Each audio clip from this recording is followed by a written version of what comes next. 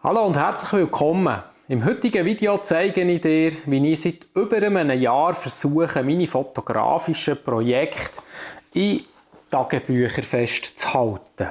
Ich habe Anfangs 2023 angefangen mit einem ersten Buch als Versuch und habe dann gestartet mit diesem leeren Buch hier. Und ich habe mir vorgenommen, meine fotografischen Projekte ein bisschen mehr zu würdigen, Bilder auszudrucken, nicht immer alles nur auf dem Bildschirm anzuschauen, sondern wirklich eben auch auszudrucken, einzukleben und noch etwas dazu zu schreiben. Dabei geht es einerseits darum, bewusster zu fotografieren, andererseits eben jeweils auch nochmal zurückzuschauen und Sachen, die funktioniert, aber auch Fehler festzuhalten, damit man sie nicht ein zweites Mal noch macht, wenn man irgendwann später wieder etwas Ähnliches fotografieren will. Wie bin ich gestartet? Ich habe zuerst nicht so recht gewusst, wie ich anfangen soll, wie ich mein Tagebuch überhaupt aufbauen soll.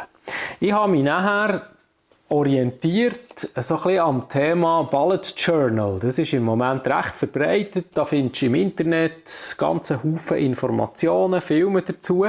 Haben wir dann so ein Buch gekauft. Das hier ist sehr einfach und klar aufgebaut und habe versucht, für meine Struktur von meinem Buch ein Stück weit an diesem Prinzip zu orientieren.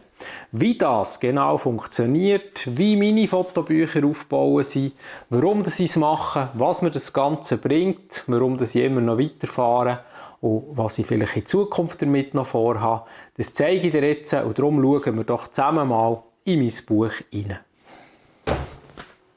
Die erste Entscheidung, die du machen musst, ist, welche Art von Buch willst du brauchen als Fototagebuch. Ich habe mich für ein Buch entschieden mit einem Ledereinband, weil mir das eigentlich noch gefallen hat, habe es sogar selber bedrucken lassen. Und letztes Jahr hatte ich ein Buch mit Linien drin. Dieses Jahr, das neue Buch, das hat keine Linie mehr, das hat einfach weisse Seiten.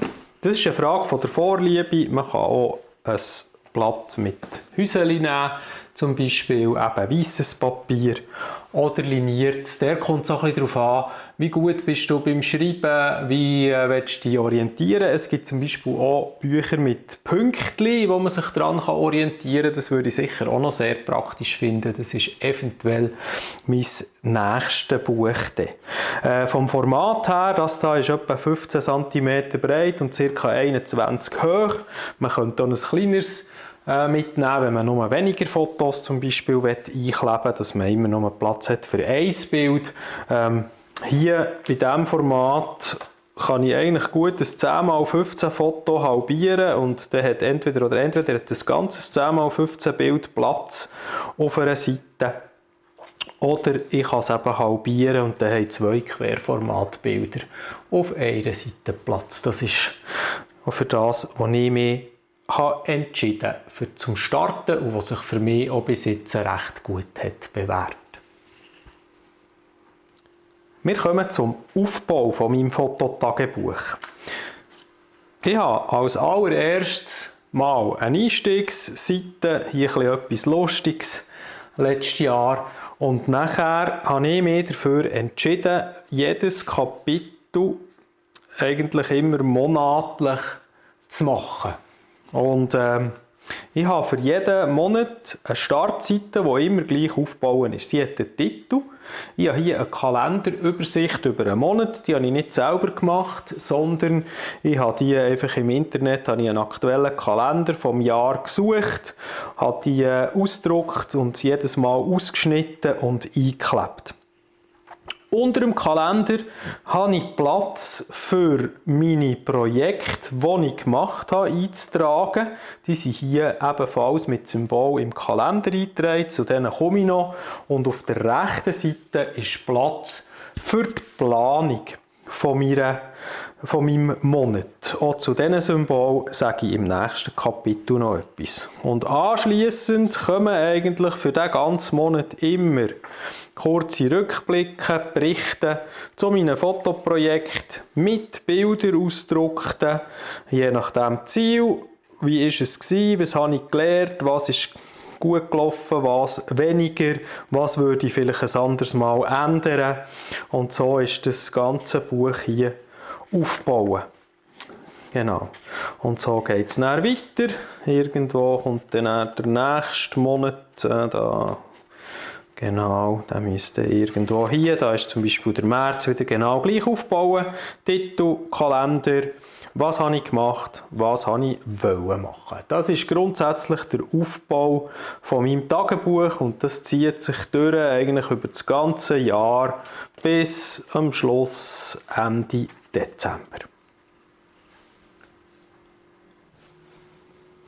Auf meiner Übersichtsseite siehst du verschiedene Symbole. Einerseits im Kalender, andererseits teilweise auch hier bei der Übersicht der Ideen. Was bedeuten die einzelnen Farben und Symbole? Dazu habe ich hinten im Buch eine Übersichtsseite gemacht. Also, für meine Pläne habe ich verschiedene Ideen. Was will ich machen? Dann mache ich ein leeres Quadrat. Wenn ich etwas angefangen habe, und ich es halb ausfüllen. Was erledigt ist, wird schwarz ausgemalt. Verschoben heisst auf den nächsten Monat oder gestrichen, wenn ich etwas plötzlich nicht mehr machen will. Termine kann ich eintragen, wichtige Sachen und Deadlines. Und für im Kalender meine Ideen mir zu merken, habe ich da auch verschiedene Farben und Symbole. Wir kommen zuerst zu den Farben. Goldig, das ist meine Favoriten. Ideen, sind meine liebsten Ideen, die sind goldig.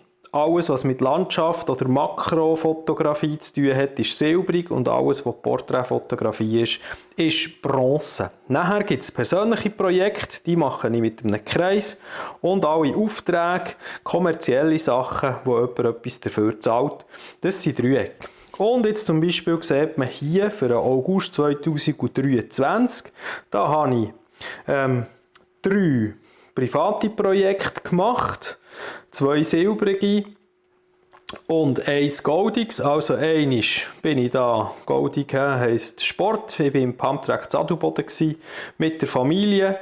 Nachher haben wir da eine Wanderung gemacht mit der Familie und hier habe ich Kaffeetassli bei mir daheim fotografiert als persönliches Projekt. Und da habe ich hier 2 goldige Dreiecke.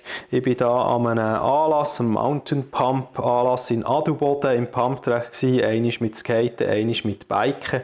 Das waren meine Fotoshootings von im August 2023. Und hier sieht man zum Beispiel eben den Mountain Pump, den ich geplant hatte, der ist ausgefüllt. Und da die Makro-Blitzröhren bauen und testen, die habe ich nicht gemacht. Da würde eigentlich noch viel hergehören. Ihr seht, ich bin auch nicht immer so konsequent, weil das habe ich später nachher dann noch gemacht. Was ist jetzt mein Fazit nach über einem Jahr? Ja, ich muss sagen, das Ganze hat sich wahnsinnig bewährt. Ich finde es einerseits wirklich schön. Es ist eine wunderbare Erinnerung an Fotos, die ich gemacht habe, die nicht einfach auf der Festplatte rumhängen. Zweitens, es gibt mir so eine kleine Übersicht, in welchen Monaten ich mehr oder weniger gemacht habe, auch wie viele private Projekte oder kommerzielle Projekte ich hatte in einem Monat. Und was auch sehr praktisch ist, wenn ich zum Beispiel ähnliche Sachen wieder mache, wie zum Beispiel einmal habe ich eine Tanzaufführung fotografiert, dann kann ich schauen, oh, wie habe ich das vor einem Jahr oder vor 2 Jahren gemacht, was sind die Schwierigkeiten gewesen, was hat gut funktioniert und ich fange nicht jedes Mal wieder von vorne an. Also, es hat nicht nur persönliche Komponenten und macht wahnsinnig Freude, die Bilder immer wieder anzuschauen, sondern es hilft einfach auch besser zu werden, Fehler nicht mehrmals zu wiederholen, sondern eben zu wissen, was ist letztes Mal nicht gut gelaufen, was mache ich das Mal anders. Das ist eigentlich so mein Fazit nach einem guten Jahr und darum, ich kann dir sehr empfehlen, fang selber an mit einem Fototagebuch, das kann man auch noch mitten im Jahr, das muss nicht nur im Januar sein. Genau. Viel Erfolg damit, wenn du selber anfängst, wenn du Fragen hast. zu meinem Fototagebuch oder zu meinen Ideen, wie ich das mache, dann schreib sie gerne unten in die Kommentare. Wenn ich kann, beantworte ich dir sie sehr gerne beantworten oder von meinen Erfahrungen erzählen. Bringt mir denn jetzt das Fotobuch, führe ich es weiter? Warum nicht? Was ändere ich und was gibt es noch für Pläne für die Zukunft? Also, aktuell bin ich immer noch dran. Das Buch hier, das ist noch lange nicht voll und ich werde auf jeden Fall weiterfahren damit. Ich habe auch gemerkt, es macht mir grosse Freude, eigentlich zum Teil wieder mein altes Buch durchzublättern und zu schauen, was ich letztes Jahr für Fotos gemacht habe, mich zu inspirieren. Und das werde ich weiterhin machen. Das finde ich, das bewährt sich sehr. Was ich zum Teil nicht mehr so konsequent mache bereits jetzt, ist die Planung von Fotoprojekten. Ich bin dort so ein bisschen flexibler geworden, weil ich gemerkt habe, ich kann es nicht immer einhalten. Ich tue das teilweise noch aufschreiben, dass ich Sachen nicht vergesse. Ich habe auch noch ein anderes Buch, wo ich Ideen sammle. Vielleicht kann ich dir das in einem weiteren Video dann auch mal noch vorstellen. Aber auf jeden Fall werde ich es weiterfahren. Was so ein kleines Zukunftsziel auch noch wäre, ist, ich möchte gerne eigentlich in Zukunft mein Fototagebuch noch mehr auch mit Zeichnungen ergänzen. Ich habe aber gemerkt, ich bin sehr aus der Übung. Als Kind habe ich viel gezeichnet und in den letzten Jahren, Jahrzehnten sogar, eben für das Zeit ein bisschen gefehlt. Die Prioritäten sind anders gelegen. Ich habe aber Lust bekommen, wieder mehr Skizzen zu machen, ab und zu zu zeichnen. Und das wäre noch so ein Ziel, damit das Buch auch optisch noch ein bisschen persönlicher und schöner wird. Aber auf jeden Fall kann ich das sehr empfehlen. Probier aus, fang einfach mal an. Ein einfacher Fotodrucker reicht. Das muss nichts wahnsinnig sein. Und ich habe eben Fotos im Format 10x15. Das reicht mir. Das Format kann aber auch grösser sein oder sogar kleiner.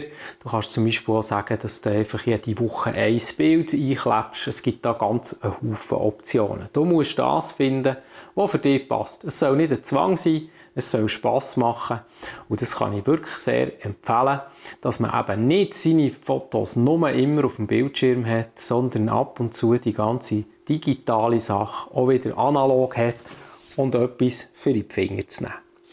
Ich wünsche dir viel Spass, wenn du selber auch ein Fototagebuch führen willst. Wenn du eigene Erfahrungen hast, schreib es gerne in die Kommentare. Vielleicht hast du auch noch gute Ideen, die ich noch brauchen kann. Ich bin immer offen für das. Und sonst wünsche ich dir weiterhin wie immer viel Spass beim Fotografieren. Und eben denk daran, nicht nur digital, sondern schau deine Fotos ab und zu auch wieder mal an. Für irgendetwas machst du sie ja. Eine gute Zeit und bis zum nächsten Mal. Ciao!